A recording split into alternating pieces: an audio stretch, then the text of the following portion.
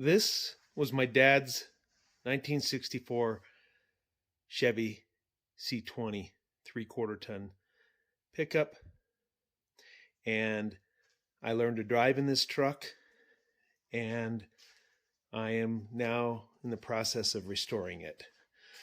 I've pulled a lot of the stuff apart, all of the bed, side rails, tailgate, and so forth. And I pulled all of the guts out of the interior, and I've found some rust that will need to be repaired. The back of this cab, as I step through I've started working on, but a lot of work to do here to pull this out nice and straight. Doors have work to be done on them.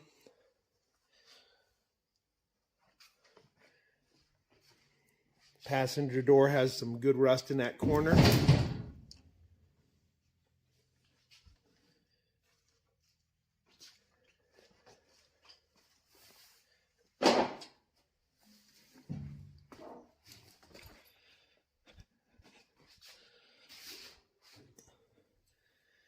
There's the engine.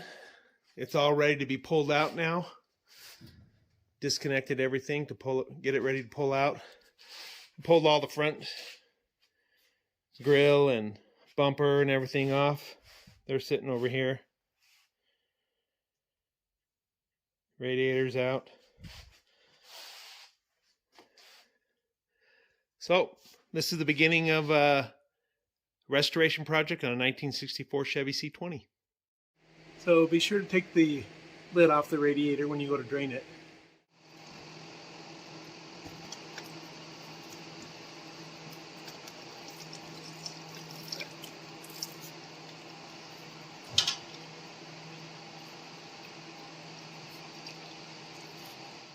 Taking off the passenger side exhaust. There's 3 bolts, and I pre-treated them with PB Blaster, so they're all coming loose pretty easily. So this is the passenger side. I'm gonna take off the starter, so I'm just gonna disconnect it. So this bolt here is the 9/16, which is the main positive lead. I don't know what size this little nut is. I've loosened it. All right, so this is the top bolt coming from the back.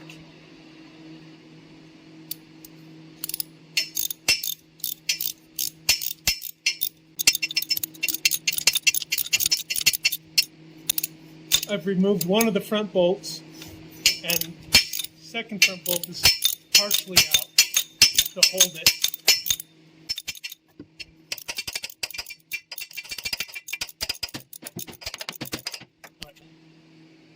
I'll finish getting that bolt out, and then we'll take the rest of the starter out. Inside, I've got the bottom bolt out, and this is the last bolt that's holding the starter in. I'm going to need 2 hands, so I've disconnected the solenoid, and we'll take a look at that once I get this out. Starter out. So when I was filming earlier, I was pointing to this, which is the connection from the solenoid to the starter. So that's not something you need to take off. This here is an 11/32 nut, and this nut over here is an 11/32, and then this nut is a 9/16. Here we are with the starter off, and my next plan of attack is to take the flywheel cover off. So there's a bolt there. There's 2 bolts back up in there.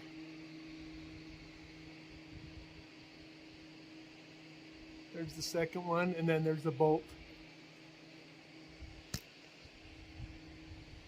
right up there. So we'll take that off. And the best way to get these bolts up in here that are under this cross member is with a 7/16 wobbly. My light fell, but we'll use the phone light here.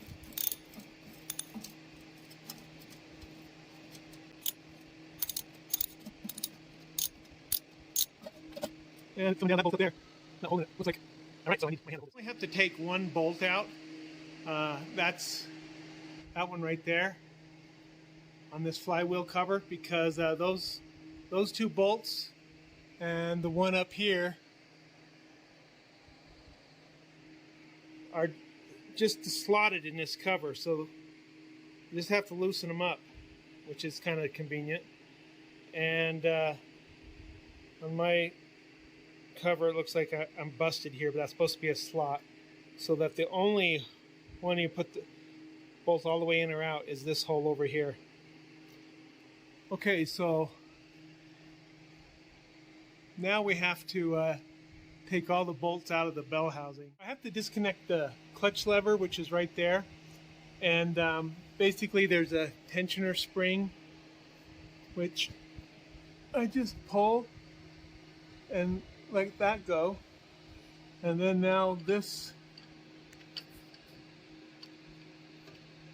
will be no problem, it'll just come loose. But we do have to figure out how to disconnect it up here where it's connected to the block over here somewhere. I'll have to get up top and look. I can't see how to do it from here.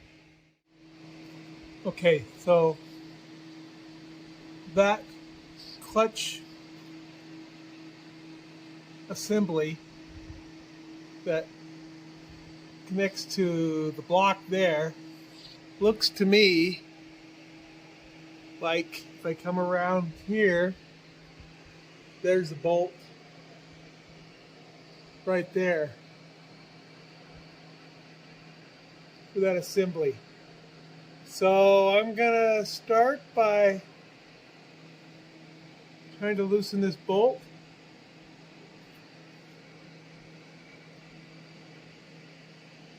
And see if that gets me enough to get that assembly apart. So, got the nut off, and then there's a washer here, and then there's this little kind of a lock.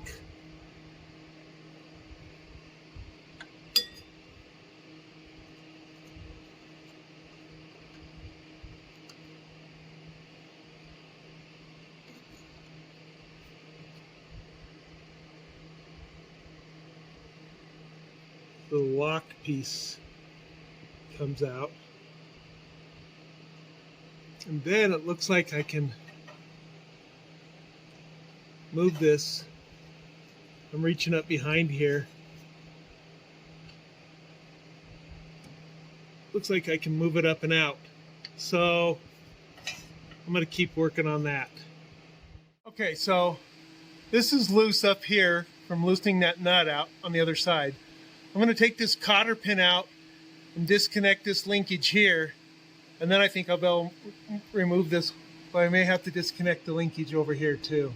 No, that'll pull out. So I think I'll be able to get the whole thing out once I take this cotter pin out and disconnect that linkage. Okay, so it wasn't a cotter pin, it was a clip, just like that. Once I pulled that off, I was able to wiggle it up enough to get it off of this part of the car right here, and I'll be able to get it out.